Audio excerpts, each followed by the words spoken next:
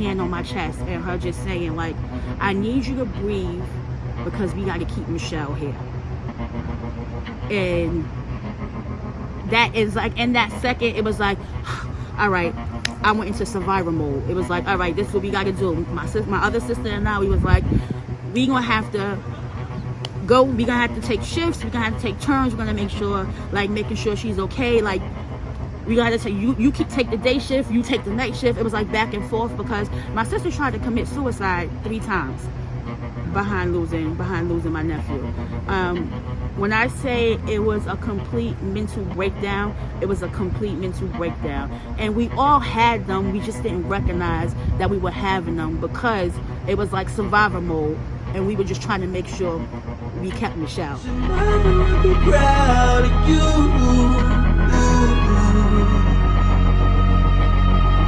I bet your mother would be proud of you. The beast will crawl this earth and fall in the dirt to fuse. They'll rip apart all that's left is glorious bone. So you'll bury your own, too vain, your son fall. What you know you claimed, all you could hold until then. Take 1, Ms. Barnes. Alright, so Xenia, yes. I feel weird calling you Barnes on camera.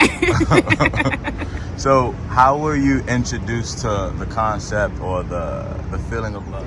There's so many different tiers to that, right? Because I remember being younger and watching, my parents been together since before I was born, forever. Like, I have 2 siblings, we both have the same parents. So for me, love was just always making sure you married somebody that you intended to spend your life with. I always remember my father saying to my mother, like, we gonna do divorce in this family. Like, once a Barnes, you're a Barnes. So, and it's not like they were talking. I think they were having a discussion about someone else, and like they both gave each other a look like, you stuck here with me. If you get upset, you can go to the living room. Like, we in this together. And I feel like that was my first real understanding of love means you in this. Love means the good, love means the bad, love means the ugly, love is the joyful. It's so many different ways that you can depict love. But falling in love, I would say, happened when I had my son. It was so instant. It's like, yeah, you had this baby growing inside of you, but it was like when they put him in my arms, it was such a different feeling. And I just was like, I love this kid. And it just continued to grow. And it's something that can never change. So I have a son, okay. Right? And it's like, what I realized, it's like, I was my firstborn, only child. And it's like a connection. And it's like, you know, it's like a feeling that you get. Mm-hmm. So tell me more about that feeling that you got with the birth of your son and like the first couple years with him. Yeah, that feeling is like, it's a rush that, and I only have one child also, so I can't tell you like if you feel that same rush again once you have another one. But interesting enough, my son I'm the baby of the 3. My son is the baby of the 3 for my niece and my nephew. And it was just watching him grow, just wanting to be there for everything. So it's like, I don't want to miss him. I don't want to miss a fall. I don't want to miss him crawling. I don't want to miss him walking. You just want to be there for everything. And just to see him grow from being an infant and then learning to crawl and learning to walk, learning to start to find himself, make decisions on his own. It's like, it's a beautiful thing, but it's also, it kind of makes you feel like, this is me all over again. Like, I did this. And the moms to tame the Baltimore rioters. It refers to one woman in particular who took matters into her own hands, literally. Toya Graham spotted her 16-year-old son in a crowd of teens vandalizing and looting. Cameras captured the moment that she confronted her son. She yelled at him and struck him multiple times, and video of the moment spread quickly on TV and social media. More than 2 million people viewed her response. to the attention on our Facebook page. The hashtag Mom of the Year began trending on Twitter, and today, Toya Graham, a single mom of 6, joins us only on CBS This Morning. Good morning to you, Ms. Toya Graham. Good morning. So Good morning. Here's the front page of the paper this morning. It says, forget the National Guard, send in the moms. They're calling you hero mom. Do you feel like a hero mom this morning? I don't. Because what was your intention? My intention was just to get my son and have him be safe. I did this, and that's the best. I feel like that's the best part.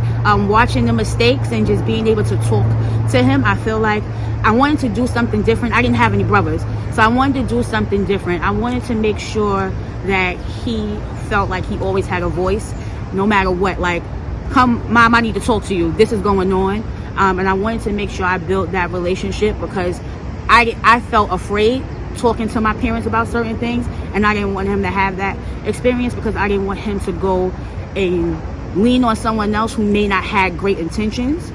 And I feel like we have certain morals and we have certain responsibilities as parents to make sure that our children have a voice and feel like they have a voice, so that it's like, yeah, I can have a friendship with my parents. I'm not going to cross this boundary. I'm not going to cross this line to where it's disrespectful, but I can have a friendship with my parent that I can come and say I need help or anything I'm going through. And also I wanted to make sure there was a space for him to mentally be able to decompress when he needed to, because I've watched the men in my family handle so many different things and not take care of their mental space. And I really wanted to protect him having a mental space and know that that doesn't mean that your masculinity is not strong. They're gonna make you soft. That just means that you know to take care of yourself. So it's important for me to do that, and I feel like that's a major part of love, especially having a son. Do you feel you have to protect him more than ever now? For Wanda Cooper Jones, her days filled with pictures, tributes, memories of her son, Ahmaud Arbery. You can't move on. I cannot. I try. But when I laid Ahmaud to rest back last February, a part of me left also. And it's painful. Harder still, she says, as new pieces of evidence have emerged in the months since her son was killed. Among them,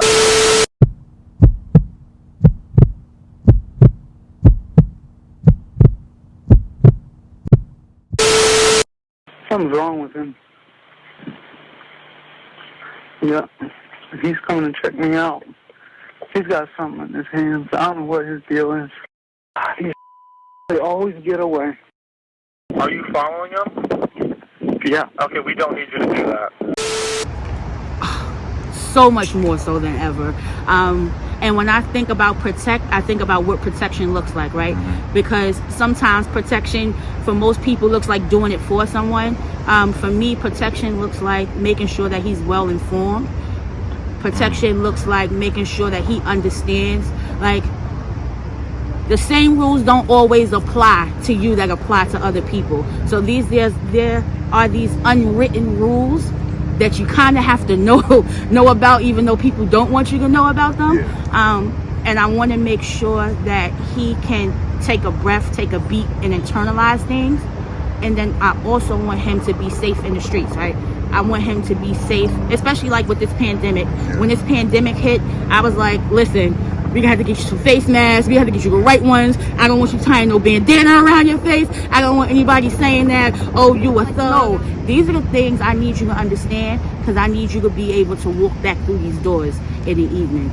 And that was a conscious conversation that I had to have with him so that he can understand. It wasn't me drilling him. It was more of, these are the safety, the underlying rules that you need to know that someone may not always tell you. Thank you. I agreed to do this, so I'm just gonna be real. I'm gonna keep it on it, all right? I would say that experience came with my son's father. Like, in the beginning, everything was all love, at least the version of love that I thought it was, right? And I was like, okay, I found it. I think I found what my parents have. And then it turned out it wasn't. I feel like I was more of 100% in, and he was like 50, 75. And that shift came after I was pregnant. So it was like after we decided, like, yep, this is what we're gonna do. it came later on like, just kidding. I'm not sure if I'm ready for this. And it's like, I'm 8 months pregnant. What you mean you're not ready? You're not ready for this. But I had to learn to recognize that I need to love myself more. Don't look for someone else to love you more than you love yourself. And that was something I had to work through. Like, we're in a better space now because for me, the most important part was making sure that he would be there for my son. So it was like, we gonna have to be adults and agree to disagree, and we gonna have to make sure that we can live separately, but you can still play your role in your son's life. And so I never talk bad about him to my son. I've never argued with him in front of my son. And that's just something I felt like I don't want my son to ever have this thought of his father or project some anger that I'm feeling onto. I want their relationship to be solid. I want their relationship to be their relationship. And we did very well with that. They have their own relationship. I'm gonna tell you one thing, he is hands down a great father. He spends so much time with my son, with our son, I'm so used to being by myself, so I say my son, but like, what I would not say I would have picked a different father. Like, we may not have worked out as a couple, but I wouldn't trade him to be for another father. I don't want to feel anything, so I know myself to everything. And it got to a point, and that's another reason why I keep saying therapy, right? It got to a point where I had to recognize that through my action of doing that, I started teaching my son how not to love. And that's what made me say I have to learn how to love again. You can keep talking. Okay. Love lost. I would say I've lost people in my family before, my grandparents, dad, cousins, aunts, uncles, but the greatest loss I would say would be my nephew. My nephew was murdered October 27th, right after his birthday, like October 25th, 4 days after his 27th birthday. That's why I got the 27th from. And that was such a loss that it put a hole through my body. Like, it's this invisible hole that can never be filled. I would say I remember getting the call. I remember going to the hospital. I remember hearing a scream. Like, when my sister screamed when we found out that he had passed on, like, the scream was like a banshee scream. It was like you can hear her soul leaving her, because we all had one child, right? And it's like we're just connected. We raise our kids like brothers and sisters, and it was just like, what? Like, it couldn't register. I'm like, what? But I felt the loss before I even got to the room to see him. And it's been so tough. Like yesterday, it's days that I wake up and I'm right back there that day. It's days that I fall asleep still crying. It's days I wake up crying. It's days I have to take off of work because I can't get out of bed. It's tough. And that kind of loss, it's that kind of loss you can't explain. So I spend a lot of my time just trying to combat the gun violence. It's like, we know that it's not going to stop, but I also want to capture healing and what healing looks like. And for a while I thought I was okay. Like, that first year I was like, okay, I'm pushing through, I'm going to do what I gotta do. I know. And I remember that day when we got back home from the hospital, and apparently I must have was holding my breath or something, and I was in a daze. And I remember my mother putting her hand on my chest and her just saying, like, I need you to breathe because we got to keep Michelle here. And that is in that second, it was like, all right, I went into survivor mode. It was like, all right, this is what we got to do. My other sister and I, we was like, we gonna have to go. We gonna have to take shifts. We gonna have to take turns. We're gonna make sure, making sure she's okay. Like, we gotta take you take the day shift, you take the night shift. It was back and forth, because my sister tried to commit suicide 3 times behind losing my nephew. When I say it was a complete mental breakdown, it was a complete mental breakdown. And we all had them, we just didn't recognize that we were having them because it was like survivor mode, and we were just trying to make sure we kept Michelle, you know? And so it's been tough. It's been tough recognizing like the effect that that one loss had on everybody in the family. Like my son had a full scholarship to play football, went to school, we was like, okay, we're gonna get him away from here. He had a breakdown at school, had to give up the scholarship and come home and get him into counseling just to support him. My niece, she was living in Miami. She couldn't even go back. She was like, she didn't ever want to be that far away from the family, and something happened, and she can't instantly come into another room where it was another family member, you know? So it was so tough on everybody. That was the first time I seen my mom like actually break down and cry, because she was like, I can't make this better. And we come from a family of women making it better. Like, we grew up on that. It was like, you know what? All the women in my family, we fixers. This is the problem. This is how we fix it. This is what we have to do. Like, we can cry about it later, but right now, this is what we have to do. And this was the first time we were all stuck. Like, no one knew what to do. We just was like, what can you do when you've done everything to make sure that your child had a good life? You had them in extracurricular activities. You send them away to the best schools and make sure like they weren't judged, or they didn't have to worry about outfits and clothes and who looks the best, jealousy. Like, you've done everything that you can do to prevent something like this from happening, and then someone still kills them for jealousy. And being in court and hearing the person say he was collateral damage. Oh, I didn't have a problem with him. I didn't like his friend, and he was collateral damage. It's like, where do you go from there? So it's been tough, and I'm thinking now it's like, I still haven't been back to the cemetery, but I said I'm gonna go on the 21st because he'll be like, that'll be his 30th birthday. So I was like, it's the 30s, and if you was here, we would have been doing it big. So my niece, my son, and I, we're gonna go take some balloons and just spend the day with him, because that love doesn't stop. It doesn't stop.